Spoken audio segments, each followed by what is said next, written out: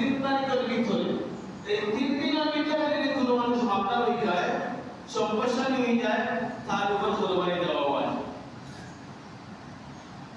যেমন তো অনেক আমরা বাতিল দিকে 7.5 তোলা স্বর্ণ দাম প্রায় 15 লক্ষ টাকা কম বেশি তাহলে আমার 8-10 লাখ আছে কোরবানি দিতে না শরীয়তের একটা কায়দা বুঝায় গ্রামে লেখই আপনি কোন জিনিস দান করার বেলায় মাসলা দুই দিকে থাকে যদি আনফালিল ফুকারা গরিবের দিকে লক্ষ্য করে আপনি হিসাব করতে বিবেচনা করুন আপনার কাছে স্বর্ণ পরিমাণ হিসাব করলে দেখা যায় মাল আছে 5 লাখ টাকা 6 লাখ টাকা সম্পদ আছে কুরবানি আয় না বলছি না আপনি রুফার দিকে হিসাব করুন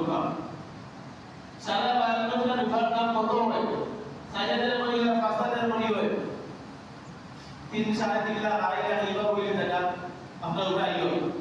কুরবানি আপনার উপর ওয়াজিব হয়ে যায় আপনি রুফার হিসাব করে কুরবানি এই মালকের সম্পদের কুরবানি রুফার হিসাব করে আপনি লুকা কুরবানিতে বিশাল বড় 10 লক্ষ টাকা দিতে হইবা তা নয় একটা সাদত লুকা আর ওটা বড় হত্যা যেমন আল্লাহ রাব্বুল আলামিন বলে গরু আলহামদুলিল্লাহ ফায়দা কাজ যেদিকে ভালো হয় গরু লুকা সাদত লুকা ফলন মানতার নিয়ত খানটা রাখতে হইবে আমি আল্লাহ লাগি দিলাম আল্লাহকে ভাবার জন্য দিলাম এটা মধ্যে আমি সরিয়া সোয়ালি বানাইয়া জান্নাতে ঢুকতাম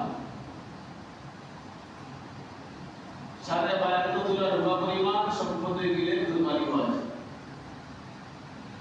আরো সস্ত 52 তোলা রূপা দিকে হিসাব বললাম না যখন তোমার সারা বছর আপনার বিবি বাচ্চা আপনার কিছু সরঞ্জাম আছে সারা বছর আপনি চিন্তা বলে না গাছ দেওয়া লাগে না জিম্মাওয়ালা শরীরে আলাদা কাপড় আছে